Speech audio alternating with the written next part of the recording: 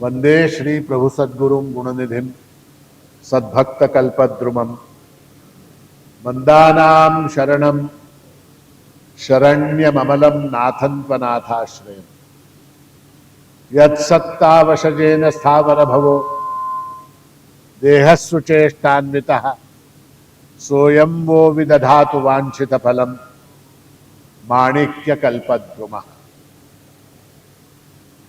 सदाशिवसमारम्भां शङ्कराचार्यमध्यमाम् अस्मदाचार्यपर्यन्तां वन्दे गुरुपरम्पराम्। इन शब्दों में प्रभु महाराज के चरणों में अनंत कोटि प्रणाम अर्पित करते हुए आज इस गुरु पूर्णिमा के पावन अवसर पर आप सभी सद्भक्तों को संबोधित करते हुए मुझे अतीव आनंद की अनुभूति हो रही है। हमारी जो परंपरा है उसमें इस गुरु पूर्णिमा का अत्यंत महत्व है। वो इसलिए है क्योंकि इस गुरु पूर्णिमा के दिन हम न केवल अपने सद्गुरु के प्रति अपनी कृतज्ञता व्यक्त करते हैं, अपितु समस्त गुरु परंपरा के प्रति, गुरु, उनके गुरु, उनके गुरु, उनके गुरु, उनके गुरु, नारायणम पद्मभवम वशिष्ठम, वहां से हमारी परंपरा प्रारंभ होती है। तो समस्त गुरुओं के चरणों में कृतज्ञता अर्पित करने के लिए आज का ये पावन अवसर है। जीवन में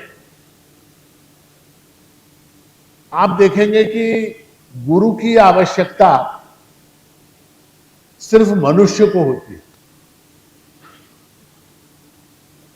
पशुओं को, प्राणियों को गुरु की आवश्यकता नहीं होती।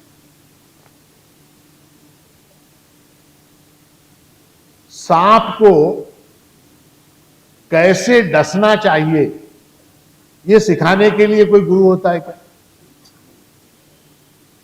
कुत्ते को कैसे भौंकना चाहिए यह सिखाने के लिए कोई गुरु होता है क्या?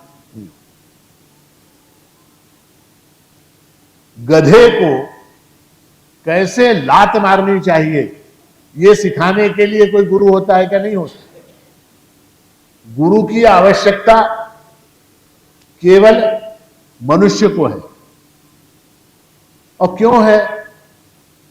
क्योंकि मनुष्य के पास अन्य प्राणियों के अतिरिक्त एक और इंद्रिय है और उसका नाम है बुद्धि। आहार निद्रा भयमैथुनंच सामान्य में तत् पशुभिर्नराणाम बुद्धिर्हि तेषाम् अधिको विशेषः बुद्धिर्विहीन पशुभिः समान। तो ऐसा है कि बुद्धि होने के कारण उस बुद्धि को सही मार्ग पर ले जाने के लिए एक गुरु की आवश्यकता होती है। तो जीवन में अनेक गुरु हमको प्राप्त होते हैं। सबसे पहली गुरु जो है माता होती है। माता, पिता, परिवार के जो और ज्येष्ठ लोग हैं, बड़े लोग हैं, वो। उसके बाद विद्यालय में हम जाते हैं, वहां हमको विद्याभ्यास करवाने वाले गुरु हैं। फिर साइकिल सिखाने वाला गुरु है। उसके बाद फिर क्या बोलते हैं उसको, तैरना सिखाने वाला गुरु है। खेल सिखाने वाला गुरु है। संगीत सिखाने वाला गुरु है ना। फिर कॉलेज में जाते हैं, फिर वहां पर मित्र लोग मिल जाते हैं, उसमें कुछ गुरु हो जाते हैं। सिगरेट कैसे पी जाए ये सिखाते हैं, दारू कैसे पी जाए ये सिखाते हैं। ऐसे भी गुरु होते हैं। तो अनेक गुरु हमको प्राप्त होते हैं और वो गुरु जो हमको सन्मार्ग पर लाते हैं उनके प्रति कृतज्ञता अर्पित करने का ये पर्व है। और उसमें भी गुरु में और सदगुरु में एक बहुत बड़ा अंतर है। देखिए, ऐसा है कि गुरु किसे कहते हैं और सद्गुरु किसे कहते हैं, इसके अंदर के भेद को जानना अत्यंत आवश्यक है। ब्रह्म अस्ति, ब्रह्म है, ऐसा जो बताता है वो गुरु है। ब्रह्म है, ब्रह्म अस्ति, ऐसा जो बताता है वो गुरु है। और ब्रह्म अस्मि, मैं ब्रह्म हूं, ऐसा जो बताता है वो सद्गुरु है। तो ये फर्क है। तो गुरु पूर्णिमा का उत्सव गुरु के प्रति और सद्गुरु के प्रति और समस्त गुरु परंपरा के प्रति अपनी कृतज्ञता को, अपने नमन को अर्पित करने का ये अत्यंत पावन ऐसा अवसर है। इस अवसर पर आप सभी को संबोधित करते हुए मुझे अत्यंत प्रसन्नता की अनुभूति हो रही है। अब ये हमारा जो जीवन है, मनुष्य जीवन है, वो ध्येय से प्रेरित है। पशुओं का जीवन जो है वो ध्येय से प्रेरित नहीं है, वो प्राकृतिक है। किंतु मनुष्य के पास बुद्धि होने के कारण उसका जो जीवन है वो ध्येय से प्रेरित है। जैसे आप लोग आज सवेरे निकले, अपने घर से निकले, क्या ध्येय से निकले कि माणिक नगर जाना है, इस ध्येय से निकले। फिर बस में बैठे, कार में बैठे, रेल में बैठे, वाहन में बैठे, फिर माणिक नगर आए। ये सारा कुछ ध्येय से हो रहा है। पशुओं के पास ऐसा कोई ध्येय नहीं। बैल हो, घोड़ा हो, बकरी हो, निकले कहां जा रहे हैं उनको नहीं मालूम। वह आपको मालूम है आप कहां जा रहे हैं, कहां पहुंचना है, ये आपको मालूम है। तो ध्येय से प्रेरित ये जीवन है। और कोई भी काम मनुष्य जो है बिना उद्देश्य के, बिना ध्येय के नहीं करता। प्रयोजनम अनुद्दिश्य न मंदोपि प्रवर्तते, यानी क्या, बिना प्रयोजन के, बिना ध्येय के, बिना उद्देश्य के मंद यानी पागल, मंद बुद्धि भी कोई काम नहीं करता। कोई पागल भी बिना ध्येय के, बिना उद्देश्य के कोई कार्य नहीं करता। तो हमारा सबका ध्येय क्या है? आप बोलेंगे किसी का ध्येय धन कमाना है, किसी का ध्येय विद्याभ्यास करना है, किसी का ध्येय अच्छी नौकरी प्राप्त करना है, किसी का ध्येय विवाह करना है, किसी का ध्येय घर बनाना है, किसी का ध्येय अमेरिका जाना है। ऐसे अनेक ध्येय अनेक लोगों के हैं। किंतु उन सबके बारे में विचार करने के बाद हम ये देखते हैं कि उन सब का निचोड़ अगर कुछ है तो हमारा ध्येय क्या है? तो हमारा ध्येय है जीवन में सफलता प्राप्त करना। जीवन में क्या? सफलता प्राप्त करना, ये हमारा ध्येय। धन कमाने वाले को धन कमाने में सफलता प्राप्त करनी, विवाह करने वाले को विवाह करने में सफलता प्राप्त करनी, विद्या प्राप्त करने वाले को विद्या में भी सफलता प्राप्त करनी। तो इस तरह से सफलता जो है, जिसको जय भी कहते हैं, विजय कहते हैं, वो हम सबका एक पावन ध्येय है। और इस सफलता का जो ध्येय हमारा है, हर चीज में हम क्या है? सक्सेस चाहते हैं, सफलता चाहते हैं। विद्यार्थी परीक्षा दे रहा है उसको सफलता चाहिए, व्यापारी व्यापार कर रहा है उसको सफलता चाहिए, किसान खेती कर रहा है उसको सफलता चाहिए, है ना? तो सबको सफलता की आवश्यकता, सफलता ही हमारा ध्येय है। अब क्या हो गया है कि सफलता की इस दौड़ में स्पर्धा, प्रतियोगिता आ गई है। पशुओं के अंदर कोई प्रतियोगिता नहीं होती। आपने देखा होगा, बकरियां जाती 100-100, 200-200 बकरियां जाती, उनके अंदर, बकरियों के अंदर आपने ये देखा, कोई बकरी ऐसा मन में सोचे कि ये बकरियों से आगे मैं चलूं, इन बकरियों से आगे मैं चलूं, ऐसा किसी बकरी को लगता है? या कुत्ते चलते सबसे फास्ट मैं दौड़ूं, ऐसा किसी कुत्ते को लगता है? अपने मन मर्जी आए दौड़ता है, ना आए छोड़ देता है। किंतु मनुष्यों के अंदर जो है हम आगे बढ़ना चाहते हैं, दूसरे से आगे बढ़ना चाहते हैं। स्पर्धा, प्रतियोगिता, व्यापारियों के अंदर प्रतियोगिता है, कंपटीशन है, विद्यार्थियों के अंदर है, खिलाड़ियों के अंदर है, सबके अंदर है। आप देखेंगे यहां तक कि अध्यात्म में भी प्रतियोगिता है। Gita chanting competition, Bhagavad Gita chanting competition, Bhagavad Gita के पठन का एक प्रतियोगिता, एक स्पर्धा। वेद पाठ का कंपटीशन, उसके अंदर भी प्रतियोगिता। इतना क्यों? ये हमारे जैसे जो स्वामी लोग, महाराज लोग हैं, उनके अंदर भी प्रतियोगिता। और बोल कार अदर, ठीक है ना, हेलीकॉप्टर पर कौन बोलता है? जिसने सर्वसंग परित्याग कर दिया, ऐसा सन्यासी। सन्यासियों के अंदर भी प्रतियोगिता है। आ स्वामी बल कार अदर याद इनोवा ना फॉर्चूनर पर है कि नहीं है? तो प्रतियोगिता है हर क्षेत्र के अंदर। हम सफल होना चाहते हैं, आगे बढ़ना चाहते हैं, दूसरे से आगे बढ़ना चाहते हैं। अब इस सफलता को प्राप्त करने के लिए हम क्या क्या उपाय करते हैं? क्या क्या उपाय करते हैं? अनेक तरह के प्रयास करते हैं, अनेक तरह के प्रयास करते हैं। उसमें क्या क्या आ गया? उसमें सबसे पहले ज्योतिष। महाराज रे ना मनी कटबे कन्नत्ತೀನಿ ಮದರ ಪಂಚಾಂಗ ನೋಡಿ ಹೇಳ್ರಿ ಆಯ್ತದ ಇಲ್ಲ ಹೆಂಗಾಯ್ತದ ಅವನಕಿನ ಭಾರಿ ಆಗ್ಬೇಕು ನೋಡ್ರಿ ನಾನು.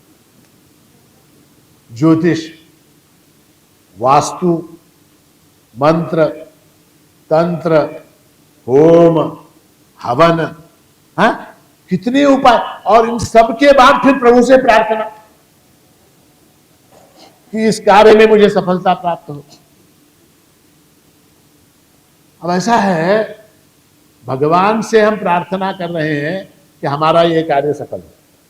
हमको ये मालूम है कि परमात्मा जो है, ईश्वर जो है, प्रभु जो है, वो सर्वशक्तिमान है, सर्वज्ञ है।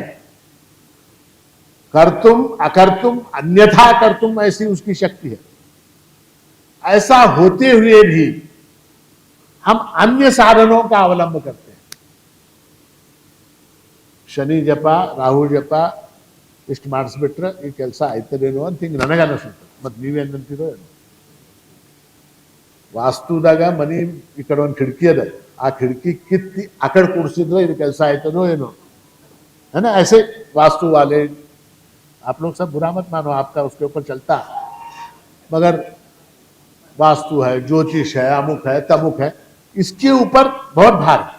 मैं ये नहीं कह रहा गलत है, मैं ये नहीं कह रहा कि वो गलत है, मगर जब परमात्मा से प्रार्थना कर ली, परमात्मा सर्वशक्तिमान है, तो फिर अन्य साधनों का अवलंब जब हम करते हैं तो इसका अर्थ ये होता है कि हमारा परमात्मा पर का जो विश्वास है वो कम है ना? परमात्मा पर, ईश्वर पर हमारा जो संपूर्ण भार होना चाहिए, उस भार में कहीं कुछ कमी है। इसीलिए अन्य साधन। एक आदमी था, एक चोर था, वो एक गांव में एक मंदिर था, शिव मंदिर था। उस शिव मंदिर में भगवान शिव का वहां पर मंदिर, उसमें बड़ा शिवलिंग, और उस शिवलिंग के ऊपर एक अभिषेक पात्र टंगा हुआ, सोने का, सोने का अभिषेक पात्र ऐसे ऊपर टंगा हुआ, उसमें से जल की बूंदें जो है वो शिवलिंग पर गिरती। ये हमारा चोर जो है वो गया मंदिर में, और मंदिर में जाके उसने भगवान से प्रार्थना की, और अचानक उसकी दृष्टि जो है उस अभिषेक पात्र पर दी। उसने कहा अब ये अभिषेक पात्र यहां से गायब कर देना चाहिए। ऐसा उसने ऐसी योजना बनाई, और किसी तरह से छुप के कहीं मंदिर के कोने में बैठ गया। पुजारी जो था उसने रात में प्रदोष पूजा की, सायंकालीन आरती संपन्न की, प्रदोष पूजा की, शेजारती की, दरवाजा बंद किया और पुजारी चला गया, ये अंदर ही बैठा है। अब रात के समय उस अभिषेक पात्र को उतारना है। उतारेगा कैसे? वो ऊपर टंगा हुआ है, उतारेगा कैसे? उतारेगा कैसे? तो उसने इधर उधर देखा, वो अभिषेक करने के लिए, पूजा करने के लिए एक बकेट था, स्टील का एक बकेट मंदिर के अंदर रखा हुआ, उसको उल्टा किया, उसके ऊपर खड़ा हुआ, उसके ऊपर खड़ा होकर उतारने की कोशिश कर रहा, फिर भी नहीं आ रहा, वो ऊंचा है। फिर वहां कुछ चौकी पाट वगैरह थे मंदिर में, वो रखे बकेट के ऊपर, उसके ऊपर खड़ा हुआ, फिर भी नहीं आ रहा वो। अब क्या करें? अब उसने जो है भगवान शिव से प्रार्थना की, बोला प्रभु ये अभिषेक पात्र तो मुझे लेना है। आखिरकार उसको कुछ समझ में नहीं आया, उसने शिवलिंग के ऊपर एक पैर रखा, शिवलिंग के ऊपर, पहले पानवट के ऊपर रखा, वो जो होता ना जलधारा जिसको कहते हैं पानवट, उसके ऊपर रखा, उसके ऊपर रखा। उस समय वहां कैलाश के अंदर जो है पार्वती और शंकर जो है वो ये खेल रहे थे, क्या बोलते हैं उसको, हमारे कन्नड़ में पच्चीसी बोलते हैं उसको, द्यूत क्रीड़ा, चौसर खेल रहे थे। पार्वती ने देखा वहां मंदिर में ऐसा हो रहा, वो पानवट के ऊपर पैर रख के खड़ा हो गया। वो पार्वती ने कहा री ಅಲ್ಲಿ ನೋಡ್ರಿ ಹೆಂಗ್ ನಡೆದಿದೆ ನೋಡ್ರಿ, ಒಂದು ಸ್ವಲ್ಪ ನೋಡ್ರಿ, बड़े गड्ढा बिटकोंड कुर्ती नहीं, थोड़ी नोड्री। भगवान शिव जो है मुस्कुराए, कुछ नहीं बोले, कुछ नहीं बोले। वो भक्त वहां चोर जो है वो पानवट से भी नहीं आ रहा, तो उसने एक पैर लिंग के ऊपर रखा। पार्वती बोली देखो भाई वो क्या चल रहा है वहां, नोड़ रहे हो सत्य, बगा क्या चल रहे, ध्यान देने को तैयार। आखिरकार वो व्यक्ति जो है उसने क्या किया, दोनों पैर शिवलिंग के ऊपर रख के चढ़ गया, और जैसे ही दोनों पैर रखे अभिषेक पात्र हाथ में आ गया। अभिषेक पात्र आ गया, निकाला, निकाल के चला, निकल गया वो। पार्वती बोली तुम्हारे सिर के ऊपर पैर रख के वो चोर जो है तुम्हारा अभिषेक पात्र चुरा के ले गया, और तुम यहां बैठे हो, तुमको थोड़ा भी समझ में नहीं आता क्या? तो भगवान शिव ने कहा कि ऐसा है कि वो मेरा कर्तव्य है। बोले कर्तव्य? बोले क्या? जो अपना संपूर्ण भार मेरे ऊपर डाल देता है उसकी मनोकामना को मैं पूरा करता हूं। संपूर्ण भार, आधा नहीं, एक पैर रखा, दूसरा पैर रखा, एक ऐसा ऐसे हो गया, ऐसे नहीं, संपूर्ण भार जो मेरे ऊपर डाल देता है उसकी मनोकामना को पूर्ण करना मेरा कर्तव्य है। किसने कहा? भगवान शिव ने कहा। ठीक है, तो प्रभु परमात्मा पर संपूर्ण भार अगर हम डालें तो सफलता जो है, देना न देना, वो प्रभु परमात्मा का काम है। अब क्या हो जाता है कि हम प्रार्थना करते हैं प्रभु को, हमारा काम हो जाए, हमारी मनोकामना पूर्ण हो जाए, आप भक्त कार्य कल्पद्रुम हैं, मेरी मनोकामना को पूर्ण कीजिए। ऐसी प्रार्थना करने के बाद भी कुछ लोगों की कामनाएं पूर्ण होती है, कुछ लोगों की नहीं, है ना? कुछ लोगों की कामनाएं पूर्ण होती, कुछ लोगों की नहीं होती। ऐसे समय में हमारे मन में संशय उत्पन्न हो जाता है, क्या? कि प्रभु की सर्वशक्तिमत्ता पर, सर्वज्ञता पर संशय उत्पन्न हो जाता है कि भाई ये भगवान जो है ये हमारा काम करेगा क्या नहीं, हमको सफलता देगा क्या नहीं। क्योंकि कुछ लोगों को सफलता मिल रही है, कुछ लोगों को नहीं मिल रही। एक उदाहरण लेते हैं। एक कंपनी में एक नौकरी के लिए 500 लोगों ने एप्लीकेशन दिया। कितने? 500। 500 लोगों ने एप्लीकेशन दिया, और सब लोग जितने 500 थे सब लोग जो हैं परीक्षा देने के लिए जब गए, इंटरव्यू देने के लिए जब गए, सब लोग चंडी पाठ करके गए। सब लोग, जितने 500 थे सब लोग चंडी पाठ करके गए परीक्षा देने के लिए। अब चंडी पाठ का फल क्या है? सफलता। वहां केवल 10 सीट उपलब्ध थी उस कंपनी में, जगह वैकेंसी 10 की थी। 10 लोग सेलेक्ट हुए, 490 थे। अब मेरा आपसे यह प्रश्न है कि यद्यपि सब लोग समान रूप से अनुष्ठान करके, पूजा करके, जप करके, प्रार्थना करके गए थे, उसमें से 10 लोग सफल हुए और 490 लोगों को नौकरी नहीं मिली। 6 लोग। तो अब मेरा प्रश्न यह है, क्या उनकी प्रार्थना अपूर्ण थी, या वो चंडी पाठ के अंदर वो शक्ति नहीं है? क्या कारण क्या? क्यों ऐसा हुआ? जब 500 लोग एक ही प्रकार का अनुष्ठान करके गए तो सबको सफलता मिलनी चाहिए थी, केवल 10 को क्यों मिली? तो उसका उत्तर भगवान ने गीता में दिया है, 18वें अध्याय। भगवान कहते हैं, अधिष्ठानम तथा कर्ता करणम च पृथक विधम विविधा च पृथक चेष्टा दैवम चैवात्र पंचमम। ऐसा है कि किसी भी कार्य को पूर्ण करने के लिए, किसी भी कार्य में सफलता प्राप्त करने के लिए 5 हेतु कहे गए हैं, 5 उसके अंग हैं। कौन कौन से? अधिष्ठानम। अधिष्ठान यानी क्या? ये शरीर। किसी कार्य को पूर्ण करने के लिए हमको सबसे पहले क्या चाहिए? अपना शरीर। अधिष्ठानम तथा कर्ता।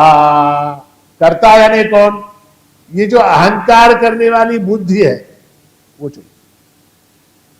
उसके बाद क्या? करणम च पृथक विधम। अवयव चाहिए। कितने अवयव हैं? 13 अवयव हैं।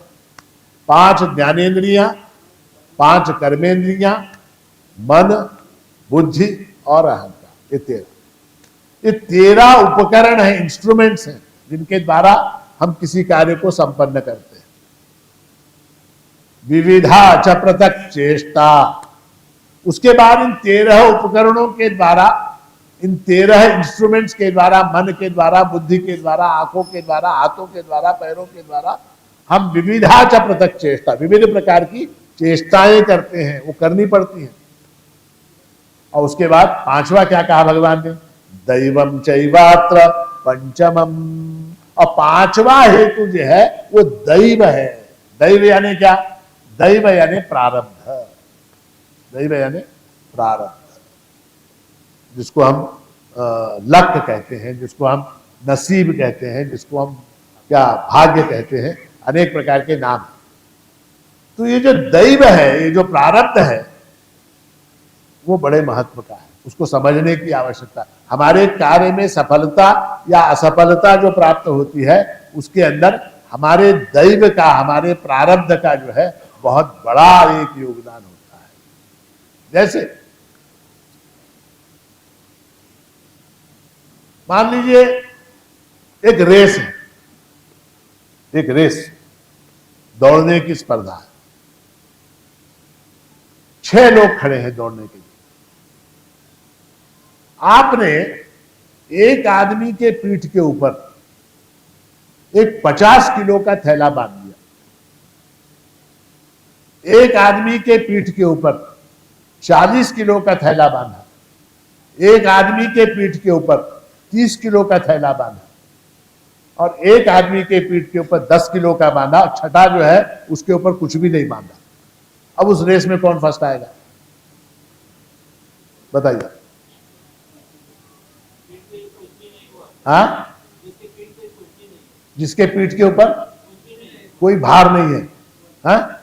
कोई हैंडीकैप नहीं है, वो जो है फर्स्ट आएगा रेस के, ठीक है। हालांकि यद्यपि वो जितने 6 हैं समान शक्तिशाली हैं, समान आहार है, समान ट्रेनिंग है, सब कुछ समान है, तथापि पीठ के ऊपर जो थैला बंधा हुआ है ना, पीठ के ऊपर थैला किसके, इसके पीठ के ऊपर 50 किलो का है, इसके पीठ के ऊपर 40, इसके ऊपर 50, 30, 20, 10, 0, तो 10 वाला सेकंड आएगा, 20 वाला थर्ड आएगा, और जिसके पीठ के ऊपर 50 किलो का थैला है वो लास्ट आएगा। क्यों? भार है, वो भार है।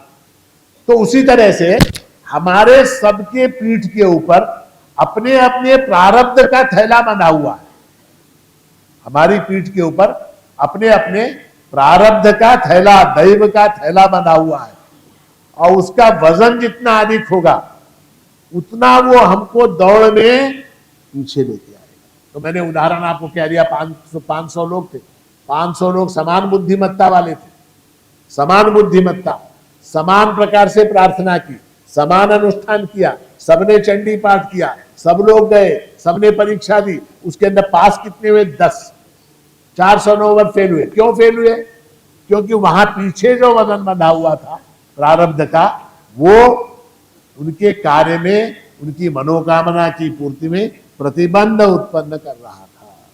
तो ये प्रारब्ध जो है ना, वो हमारे काम में प्रतिबंध उत्पन्न करता है, और प्रारब्ध के लिए कोई उपाय नहीं है।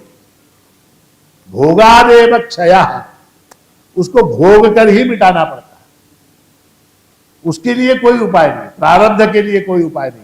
प्रारब्ध के लिए केवल एक उपाय हो सकता है, और वो है भगवत कृपा। भगवत कृपा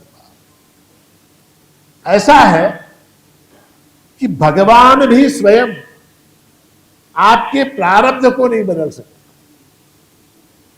ये सिस्टम जो है ऐसा है कि कर्मों का जो सिद्धांत है उसके अनुसार ईश्वर भी स्वयं किसी के प्रारब्ध को नहीं बदल सकता।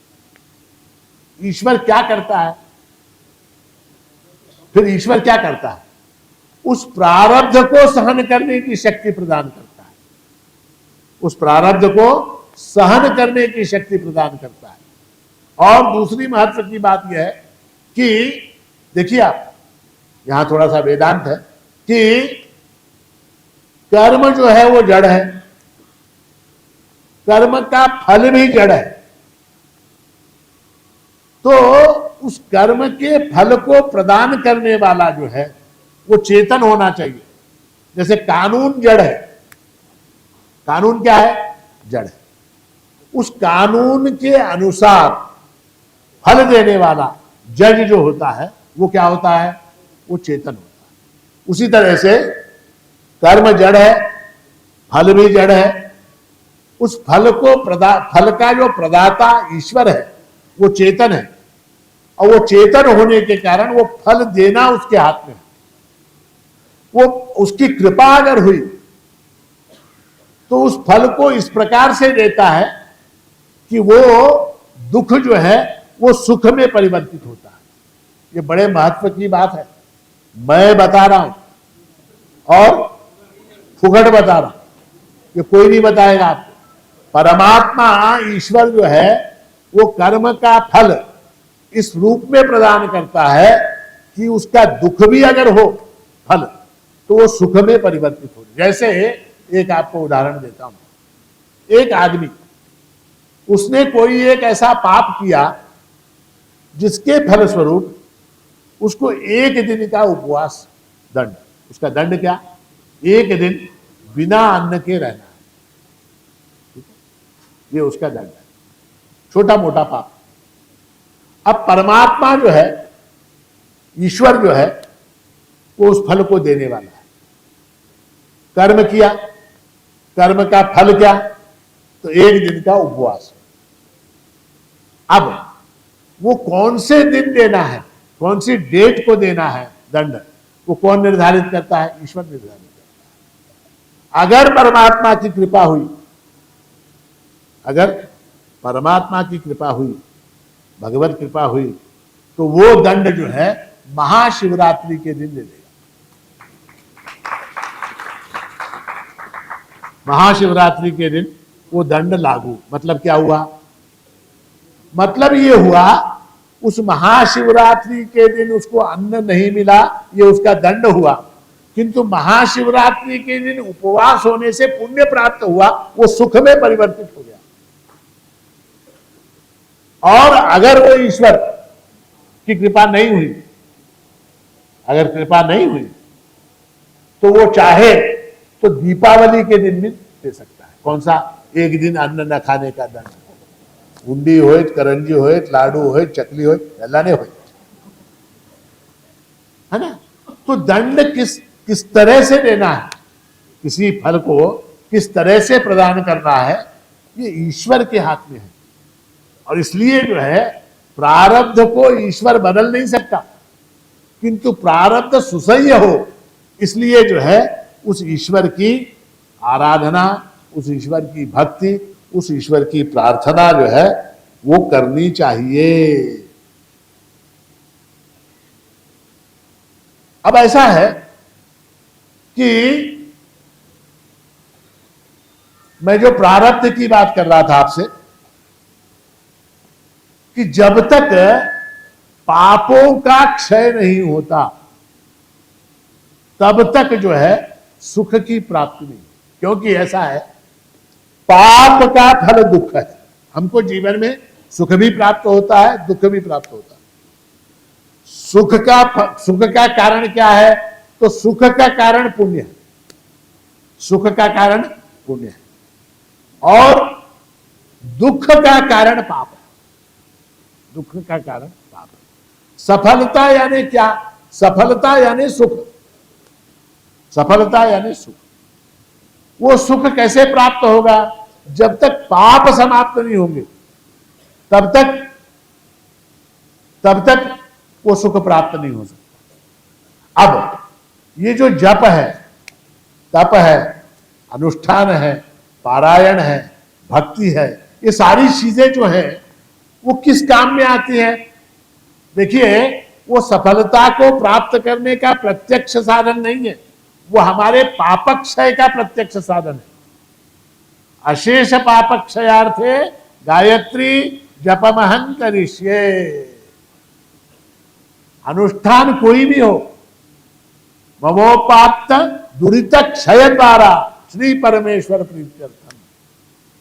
तो कोई भी अनुष्ठान हो, चाहे वो चंडी हो, चाहे रुद्र हो, चाहे गणपति हो, चाहे गायत्री हो, चाहे और कोई तांत्रिक अनुष्ठान भी अगर हो, तो वो हमारे कार्य की सिद्धि में प्रत्यक्ष रूप से सहभागी न होते हुए हमारे पापक्षय के द्वारा अप्रत्यक्ष रूप से हमारी मदद करता है। पाप कम होंगे तो कार्य सिद्ध हो, सफलता प्राप्त होगी। पाप कम करने का दवा क्या है? पाप कम करने का इलाज क्या है? तो अनुष्ठान है। रुद्र का अनुष्ठान है, चंडी का अनुष्ठान है, गणपति का अनुष्ठान है, कोई भी अन्य अनुष्ठान जितने भी हैं, वो सारे अनुष्ठान जो है, सारे परिहार जो है, वो पापक्षय के लिए। पाप का क्षय होने से वजन जो पीठ के ऊपर बंधा हुआ है वो क्या हो जाता है? वो कम होता है। और वो कम होने से हम तेजी से दौड़ते हैं। हमको क्या लगता है कि ये जो अनुष्ठान है, ये अनुष्ठान प्रत्यक्ष रूप से हमारे कार्य को सफल कर रहा नहीं करता। कोई अनुष्ठान प्रत्यक्ष रूप से मुझे नौकरी नहीं दिला सकता, कोई अनुष्ठान प्रत्यक्ष रूप से मेरा विवाह नहीं कर सकता, कोई अनुष्ठान प्रत्यक्ष रूप से धन नहीं दे सकता। वो जितने भी अनुष्ठान हैं, वो सारे अनुष्ठान मेरे पाप को कम करते हैं, तब द्वारा पाप कम होने के बाद मुझे सफलता प्राप्त होती। जैसे एक रोगी होता, उस रोगी के शरीर के अंदर इन्फेक्शन है, उस रोगी के शरीर के अंदर इन्फेक्शन है, उस इन्फेक्शन के कारण ज्वर है,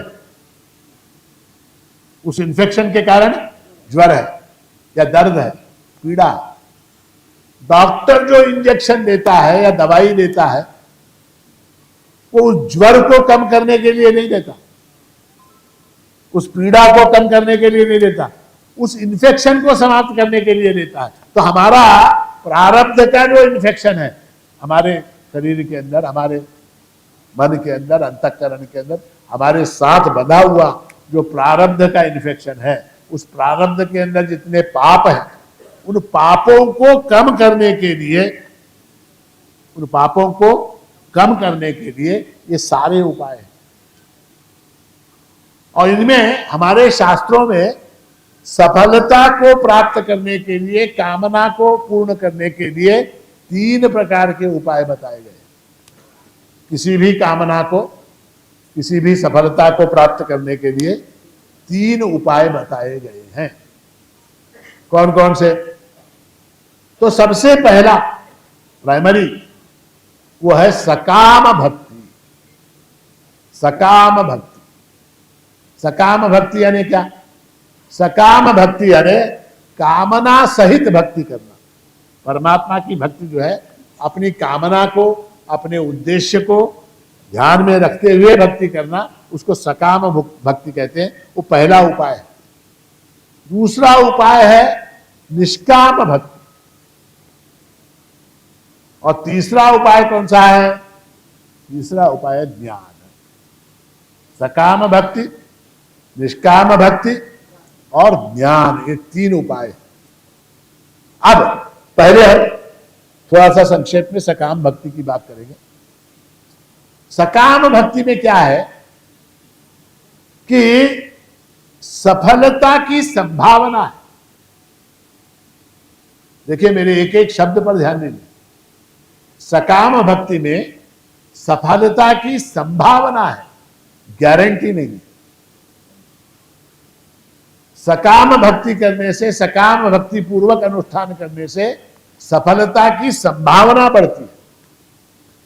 गारंटी कोई नहीं दे सकता आपको कि ऐसा करो ऐसा हो जाए, नहीं, कोई नहीं दे सकता। सकाम भक्ति में सफलता की संभावना है। अब वास्तव में सफलता यानी क्या? What do you exactly mean by success? Success यानी क्या? तो हमारे वेदांत में कहा गया है, असफलता को पचाना। ध्यान दे के सुनिए, मैं बता रहा हूं, फुगड़ बता रहा हूं। असफलता को पचाने की ताकत का नाम सफलता। सफलता यानी कोई चीज प्रत्यक्ष रूप से प्राप्त करना नहीं है। सफलता का अर्थ है असफलता को सहन करने की शक्ति जिसके अंदर है, वो सफल है। तो इसलिए भगवान कहते हैं गीता में, योगस्थ कुरु कर्माणि संगं त्यक्त्वा धनंजय सिद्ध सिद्ध्यो समो भूत्वा समत्वम योग उच्यते। सिद्धि में और असिद्धि में जो सम रहता है, या सिद्धि में असिद्धि में, सफलता में असफलता में, सक्सेस में फेलियर में जो सम रहता है, उसका नाम जो है योग है। समत्वम योग उच्यते, समत्व का नाम योग है, हार्मनी, बैलेंस। तो मैं आपको बता रहा था कि जप तपादि जो अनुष्ठान है, उनका फल पापक्षय है और पापक्षय का फल सुख है। पापक्षय का फल सफलता है। सकाम में असफलता की संभावना अधिक है। सकाम के अंदर, सकाम उपासना के अंदर असफलता की संभावना अधिक। जैसे मैंने बताया, 400 लोग, 500 लोग परीक्षा देने के लिए गए, इंटरव्यू के लिए गए, कितने पास हुए? 10। असफलता कितने लोगों को मिली? 490 को मिली। तो उसके अंदर क्या है? असफलता की संभावना अधिक है। अब उस असफलता को दूर करने का उपाय क्या? उस संभावना को दूर करने का उपाय क्या? तो उसका उपाय ऐसा है, जैसे हम घर में ये जो इलेक्ट्रिसिटी है ना, जो सप्लाइट है, हाँ, इनका कोई भरोसा है क्या? चला चला, नहीं चला तो, केईबी वाले बंद कर दिए तो, ट्रांसफार्मर फूट गया तो, कुछ हो गया केईबी में तो बंद हो सकता। उसके लिए क्या उपाय है? क्या उपाय है? जनरेटर। उसके लिए एक जनरेटर की आवश्यकता है। माने ये लाइट चला गया तो खट से जनरेटर चला। उसी तरह से सकाम भक्ति में असफलता की संभावना अधिक होने के कारण उसके साथ जो है एक जनरेटर लगाना आवश्यक है, और उस जनरेटर का नाम क्या है? निष्काम भक्ति। उस जनरेटर का नाम क्या है? निष्काम भक्ति। अब जैसे निष्काम भक्ति में क्या है कि हमारी अपनी कोई कामना नहीं है। निष्काम भक्ति में कोई विशेष पर्टिकुलर ऐसी कामना नहीं है। परमेश्वर प्रीत्यर्थम, परमात्मा की कृपा प्राप्त हो, बस खत्म। वो कृपा किस रूप में प्राप्त होगी वो परमात्मा जाने। हम जो है परमात्मा से ये प्रार्थना करें कि प्रभु आपकी कृपा प्राप्त हो, बस। उस कृपा के अंदर सब कुछ आ जाता है। उस कृपा के अंदर सब कुछ आ जाता है। मैं अक्सर एक दृष्टांत सुनाता हूं कि एक राजा था। उस राजा ने सर्वजित नामक यज्ञ किया। एक यज्ञ होता सर्वजित नामक, और उस यज्ञ में ऐसा है, नियम ऐसा है कि यजमान को यज्ञ होने के बाद अपनी सारी संपत्ति दान करनी पड़ती है। जो कुछ है वो सब कुछ दान करना पड़ता है। राजा ने यज्ञ किया, यज्ञ समाप्त हुआ तो राजा ने ढिंडोरा पिटवा दिया, कल सुबह जो है हम हमारी सारी संपत्ति का दान करेंगे, जिसको जो चाहिए आके ले जाओ, जिसको जो चाहिए आके ले जाओ। ठीक है बोले। अब लोग जो है कल सुबह 6 बजे शुरू होने वाला कार्यक्रम, तो लोगों को उत्सुकता इतनी अधिक, रात में ही राजा के घर के सामने, दरवाजे के सामने आके लाइन लगा के बैठ, रात में ही बैठ गए। मैं पहले बैठ गए। अब बैठ के डिस्कस क्या कर रहे हैं? डिस्कस ये कर रहे हैं कि मैं जो है राजा के घर में जितने फर्नीचर हैं, टेबल, कुर्सी, डाइनिंग टेबल, सोफा, वो सारा मैं लूंगा। एक बोला तेरे को फर्नीचर होना ना, तू फर्नीचर ले, पर्दे तो मैं लेके जाने वाला। एक बोला मैं पूरे हाथी लेके जाऊंगा, तो लेके जा। एक बोला मैं घोड़े लेके जाऊंगा, लेके जा। एक बोला मैं गाय उठा के ले जाऊंगा, सारी जितनी गायें हैं सब ले जाऊंगा। एक बोला राजा के घर में बर्तन है सोने चांदी, वो बर्तन लेके जा। यार मत लोकतन ऑर्डर है। हाँ, बर्तन। एक बोला राजा के पास अप्सराएं हैं, डांस करने वाली नृत्यांगनाएं हैं, उनको मैं लेके जाऊंगा। बोला लेके जा, तू लेके जा। तो एक बोला राजा की रानी बहुत खूबसूरत है, उसको लेके जाऊंगा, लेके जा। सारा दान करने का है, सब कुछ ही दान करना है। तो जैसे ही 6 बजे दरवाजा खुला, लोग घुस गए। आपने देखा हैदराबाद में वो ये होता क्या, नुमाइश है, उसमें लोग कैसे घुसते देखा है? एक 400-500 लोग एक साथ घुस गए, सारे 500-600 लोग घुस गए अंदर। किसी ने पर्दा पकड़ लिया, किसी ने टेबल पकड़ लिया, किसी ने कुर्सी पकड़ ली, किसी ने बर्तन भांडे पकड़ लिए, किसी ने हाथी, किसी ने घोड़ा, सब ने पकड़ लिया। एक छोटी बच्ची जो है वो सीधे गई, भागते भागते गई, उसने जाके वो राजा को पकड़ लिया। बोली ये मेरा। अब जब राजा ही उसका हो गया तो उसकी सारी संपत्ति किसकी हुई? ये जो पर्दा पकड़ने गए थे, टेबल पकड़ने गए थे, कुर्सी पकड़ने गए थे, टीवी पकड़ने गए थे, इनका क्या हुआ? सारे फेल हो गए। इसने जाके किसको पकड़ा? राजा को ही पकड़ लिया। उसी तरह से निष्काम भक्ति में हम अगर प्रभु को पकड़ ले तो फिर क्या हो जाता है, फिर सारी चीजें अपने आप आ जाती, फिर कुछ मांगने की जरूरत नहीं। ये ऐसा नहीं, मैं ये नहीं बोल रहा सकाम भक्ति मत करो, ऐसा नहीं बोल रहा। सकाम भक्ति करनी चाहिए, करो, अच्छी बात। मैं उसके साथ जनरेटर ये होना चाहिए। वो अगर फेल हुआ तो ये चालू, वो अगर फेल हुआ तो फिर ये चालू। तो ऐसा है क्या, कैसा है, हमारी मनुष्य की बुद्धि अल्प है।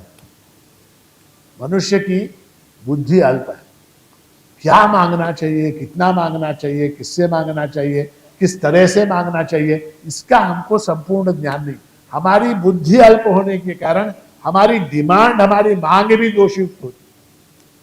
वो एक बुद्धिमान था, एक अंधा था, अंधा।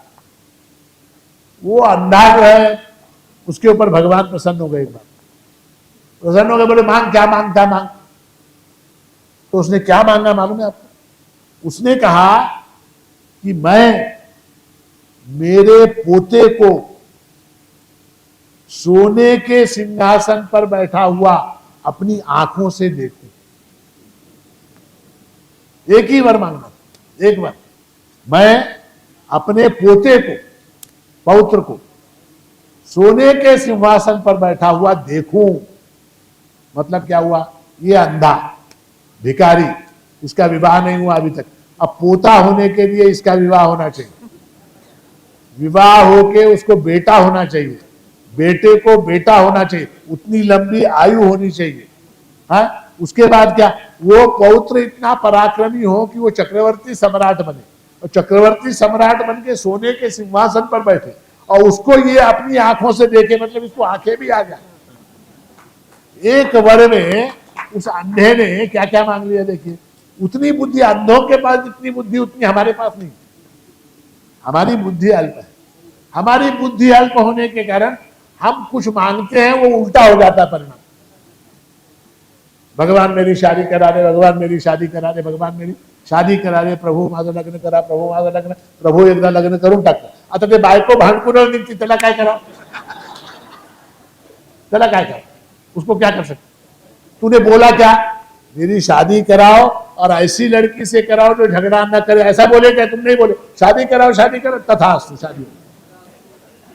मुझे मोटरसाइकिल दिला दो प्रभु, मुझे मोटरसाइकिल दिला दो प्रभु, मला मोटरसाइकिल, प्रभु मला मोटरसाइकिल, प्रभु बोले ले मोटरसाइकिल ले, धाड़ से जाके गिर गया।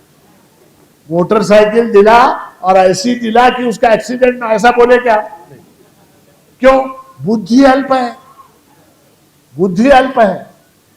तो ऐसा है कि देखिए, बहुत महत्व की बात मैं आपको बता रहा हूं। देखिए, हमारी कामना, हमारी बुद्धि मनुष्य की वो अल्प होती है, लिमिटेड होती है, और वो बहुत लिमिटेड सोच सकती है। परमात्मा जो है वो सर्वज्ञ है, सर्वशक्तिमान है।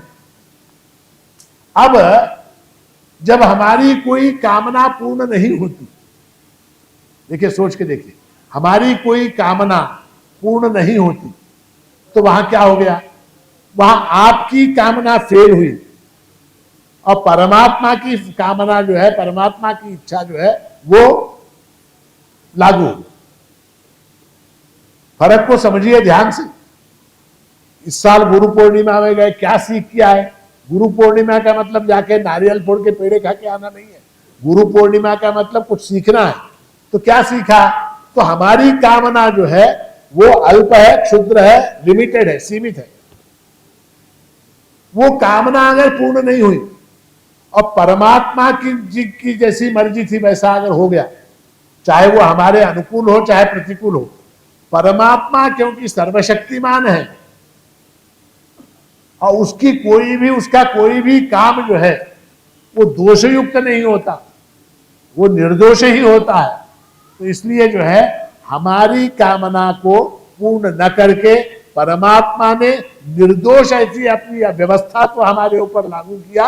ये उसकी बहुत बड़ी कृपा है, ये उसकी बहुत बड़ी कृपा है। वरना हम कुछ मांगते और किसी और चक्कर में फंस जाते, मुझे पैसे चाहिए, पैसे चाहिए, पैसे चाहिए, पैसे चाहिए। भगवान बोले ले 1 करोड़ रुपए ले, 1 करोड़ आ गए, दूसरे दिन इनकम टैक्स वाला आ गया। अब तो कभी भी सोचिए इस बात को, आपकी मनोकामना से भी परमात्मा की जो व्यवस्था है वो निर्दोष होती है, और निर्दोष जो ऐसा परमात्मा है उसकी व्यवस्था के अंदर, उसकी व्यवस्था के साथ सहयोग करना, यानी क्या सहयोग, यानी कैसे करेंगे आप सहयोग, यानी कैसे करेंगे? उसके उस निर्णय को प्रसन्नता पूर्वक स्वीकार करना, यह भी एक प्रकार की सफलता ही है। अपनी लौकिक कामना की असफलता को परमात्मा की इच्छा समझते हुए प्रसन्नता पूर्वक स्वीकार करना, ये बहुत बड़ी सफलता है, ये बहुत बड़ी सफलता है। तो निष्काम भक्ति जो है वो ऐसे अवसर पर काम करती है। कब? जब हमारी ये लाइट जब फेल हो जाए तो उस समय गुर्र करके जनरेटर चालू हो जाता, फिर लाइट कैसे कैसे करती। एक और उदाहरण आपको दूं तो सकाम भक्ति जो है वो मोटरसाइकिल चलाने जैसा है। सकाम भक्ति कैसा है? मोटरसाइकिल चलाने जैसा है। चलाओ, खूब चलाओ, बस उसके अंदर संभावना किस बात की है? आप कभी भी गिर सकते हैं। संभावना किस बात की है? थोड़ा सा भी स्लिप हो गए तो गिर। और निष्काम भक्ति जो है वो हेलमेट है। निष्काम भक्ति का हेलमेट पहनकर सकाम भक्ति की मोटरसाइकिल को आप जितना तेजी से चाहे दौड़ा सकते हैं, मगर निष्काम भक्ति का हेलमेट होना चाहिए, होना ही चाहिए। तो सकाम भक्ति एक उपाय हुआ सफलता प्राप्त करने का, दूसरा उपाय हुआ निष्काम भक्ति, और अंतिम और तीसरा है ज्ञानम। ज्ञान किस बात का? अनन्याश्चिन्तयन्तो माम ये जना पर्युपासते तेषां नित्याभियुक्तानां योगक्षेमं वहाम्यहम्। भगवान ने गीता के 9वें अध्याय में कहा कि जो अनन्य रूप से मेरा भजन करते हैं उनके योग और क्षेम का मैं वहन करता हूं। योग और क्षेम। अब यहां पर 2-3 महत्व की बातें हैं। एक क्या? योग यानी क्या? क्षेम यानी क्या? और अनन्य चिंतन का अर्थ क्या? ऐसा है, सबसे पहले योग। योग यानी अप्राप्तस्य प्राप्तिर् नाम योगः। जो अप्राप्त है उसकी प्राप्ति का नाम योग है। जैसे मेरे पास कार नहीं है, मेरे पास कार नहीं है, अगर मुझे कहीं से कार प्राप्त हो जाए तो उसका नाम क्या हुआ? योगः, वो योग है। और उस कार के लिए लगने वाला जो डीजल है, उस कार के लिए लगने वाला जो मेंटेनेंस है, उस कार के लिए लगने वाला जो ड्राइवर है, उसकी देखभाल है, उसकी पार्किंग है, उसका गैराज है, ये सब भी मिल जाना क्षेम है। योग और क्षेम। पत्नी का प्राप्त होना योग है, मेकअप का सामान मिलना क्षेम है। तो योग और क्षेम। हमारी आवश्यकताएं कितनी? 2 ही है जीवन में। हम बोलेंगे हमारी आवश्यकताएं 100 है, नहीं 100 नहीं, 2 है, योग और क्षेम। अप्राप्तस्य प्राप्तिर् नाम योगः। जो मेरे पास नहीं है उसकी प्राप्ति योग है, और उसका जो मेंटेनेंस है उसका नाम क्षेम है। तो योग और क्षेम। अब ये योग और क्षेम को जुटाने के लिए सारा ये हमारा प्रपंच है। हमारा जो जीवन है, नौकरी है, खेती है, व्यापार है, किस लिए है? योगक्षेम को चलाने के लिए। अब भगवान कहते हैं उसकी जिम्मेदारी मेरे ऊपर, उसकी जिम्मेदारी मेरे ऊपर। योगक्षेमम वहाम्यहम्। ये वाक्य आपने कहीं पढ़ा है? कहीं पढ़ा है क्या? LIC में। जिंदगी के साथ भी, जिंदगी के बाद। वो जो LIC वाले जो आपका योगक्षेम वहन करते हैं वो आपके मरने के बाद करते हैं। योगक्षेम LIC वाले जो योगक्षेम का वहन करते हैं वो कैसे करते हैं? मरने के बाद करते हैं। आप मर गए तो आपकी पत्नी को 1 करोड़ रुपए दे, आपको कुछ नहीं मिलेगा।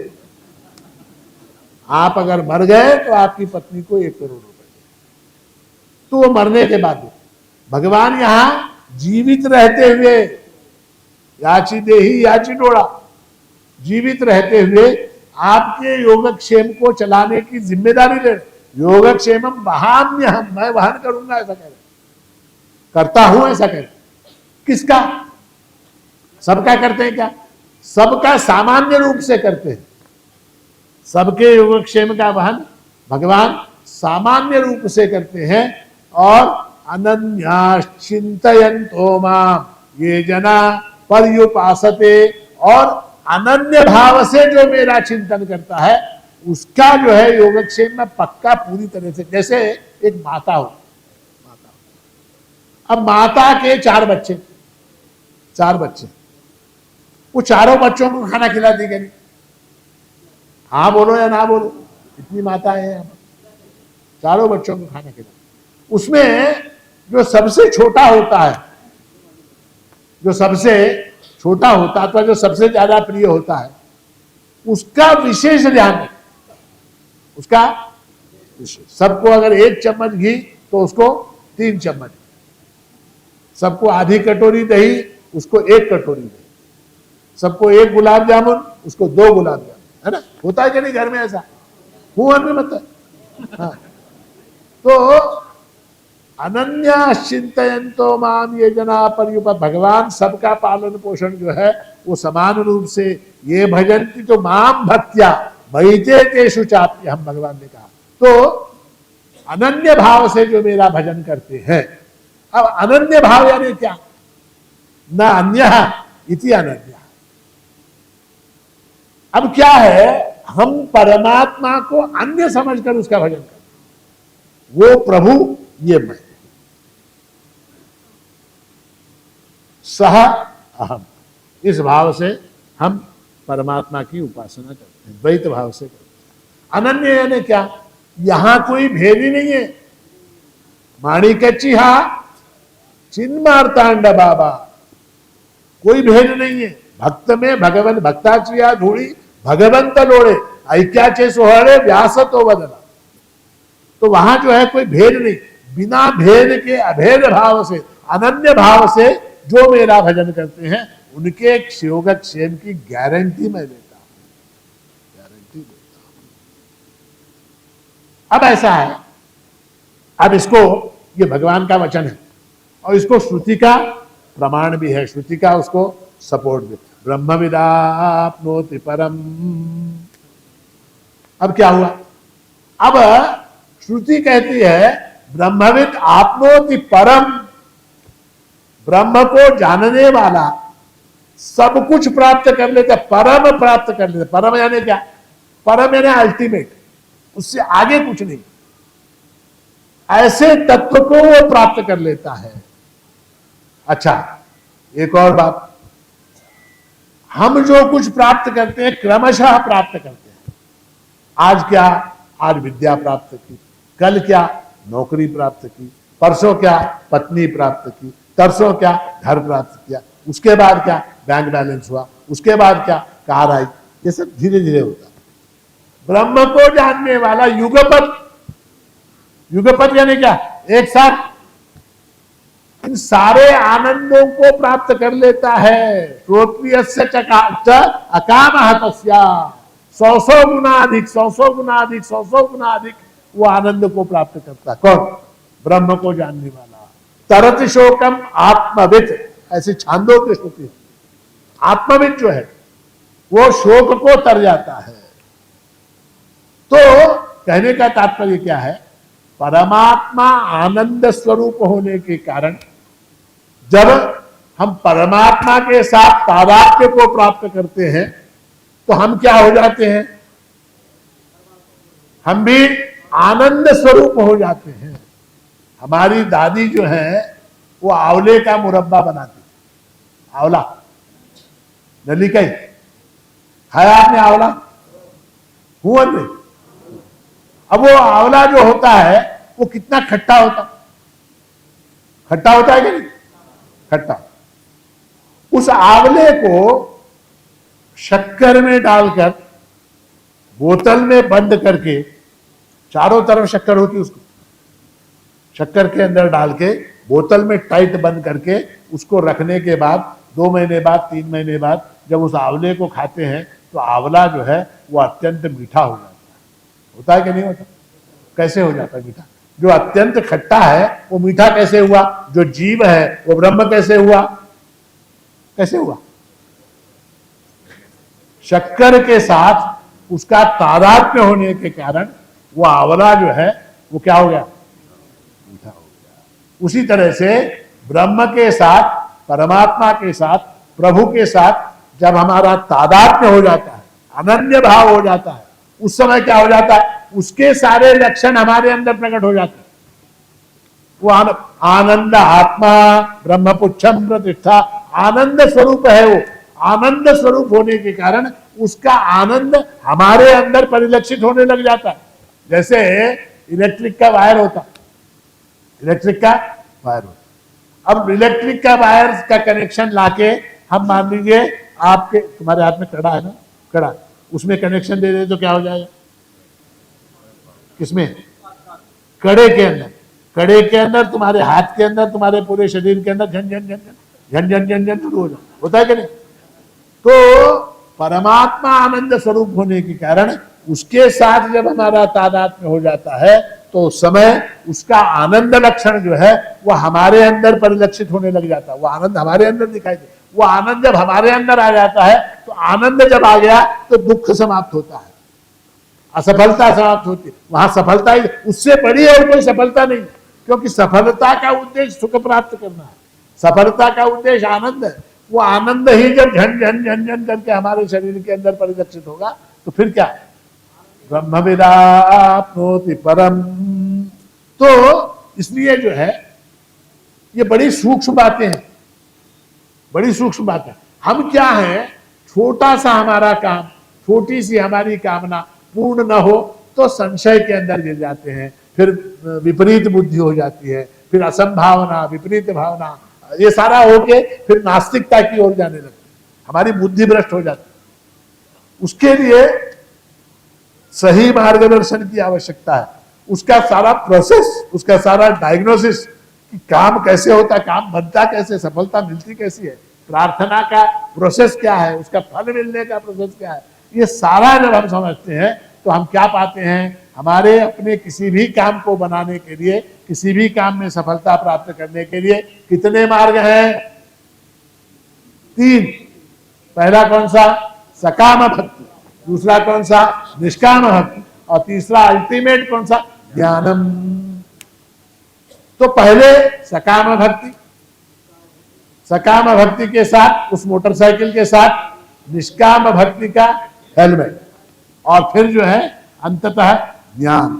इन 3 मार्गों का अवलंबन करेंगे तो जीवन में आप कभी कभी भी असफल नहीं होंगे, किसी भी काम में असफल नहीं होंगे। सफलता सदा आपके कदम चूमेगी। ऐसी सफलता, ऐसा यश, ऐसा विजय आप सबको प्राप्त हो, ऐसा आज के इस दिन गुरु पूर्णिमा के दिन आशीर्वाद प्रदान करते हुए प्रभु महाराज के चरणों में ये प्रार्थना करते हुए कि आपका सबका कल्याण हो, आपका सबका मंगल हो, आपका सबका शुभ हो, ऐसी कामना करते हुए मैं अपनी वाणी को विराम देता हूँ। अवधूत चिंतन श्री गुरुदेव दत्त सद्गुरु माणिक प्रभु महाराज की जय।